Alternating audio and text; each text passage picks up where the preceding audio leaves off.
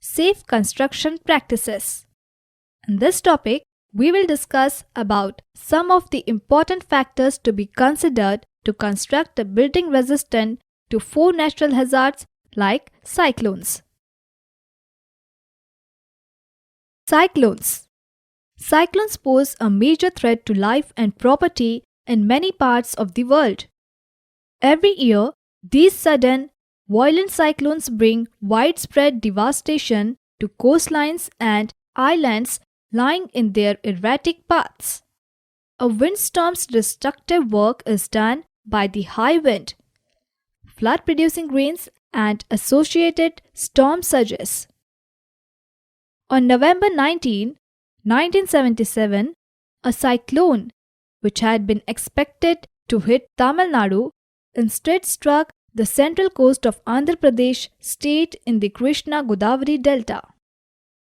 Damage in Andhra Pradesh was caused primarily by a storm surge that devastated some 65 villages, about 21 of which were completely washed away.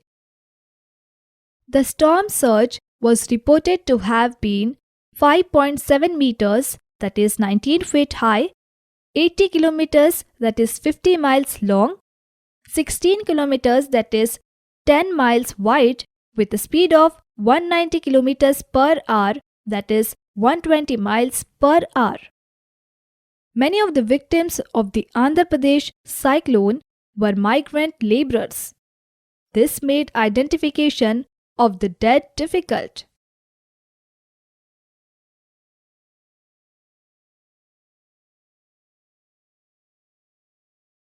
Most vulnerable homes.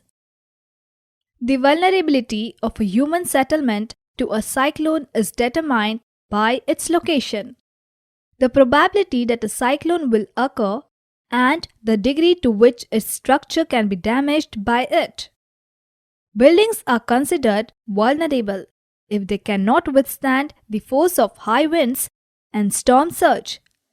Generally, those most vulnerable to cyclones are lightweight structures with wooden frames, especially older buildings where wood has deteriorated and weakened the walls.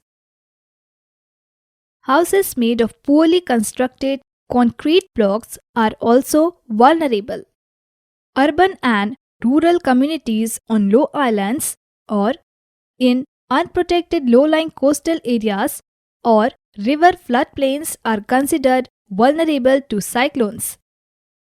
Furthermore, the degree of exposure of land and buildings will be affected by the velocity of the cyclone wind at ground level. Effects on buildings. As a consequence of the storm surge and high wind speed, following types of damage are commonly seen. Uprooting of trees which disrupt transportation and relief supply missions. Damage to signposts, electric poles, and transmission line towers. Damage to improperly attached windows or window frames. Damage to roof or lintel projections. Failure of improperly attached or constructed parapets. Overturning failures of compound walls of various types. Failure of roofing elements and walls along the cable ends, particularly due to high internal pressures. Failure of large industrial buildings with lightweight roof coverings and long or tall walls due to combination of internal and external pressures. Brittle failure of asbestos. Punching and blowing off of corrugated iron roofing sheets attached to steel trusses.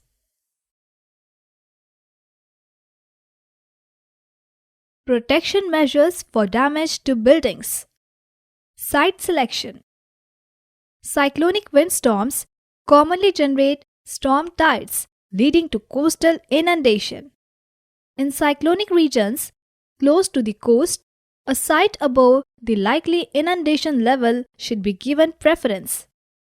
In case of a non-availability of high elevation natural ground, construction should be done on stilts with no masonry or bracing up to maximum surge level, or raised earthen mounds as shown to avoid flooding or inundation. Platforms and orientation. For individual buildings, a circular or polygonal plan shape is preferred over rectangular or square plans. A symmetrical building with a compact plan form is more stable than an asymmetrical building with a zigzag plan. Having empty pockets at the latter is more prone to wind or cyclone-related damage. Foundations. The following parameters need to be properly accounted for in the design of foundation. Effect of surge or flooding. Invariably, a cyclonic storm is accompanied by torrential rain and tidal surge, that is in coastal areas, resulting into flooding of the low-lying areas. The flurry of tidal surge diminishes as it travels on shore, which can extend even up to 10 to 15 km. Building on stilts.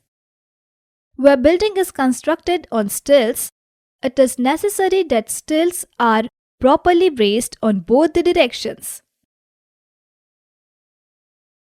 Wall openings.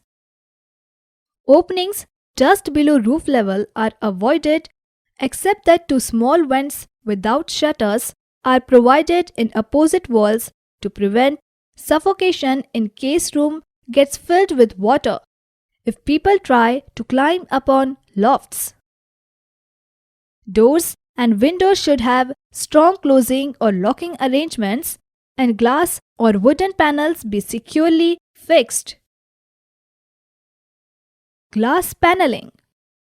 One of the most damaging effects is the extensive breakage of glass panes caused by high wind pressure or impact of flying objects in air.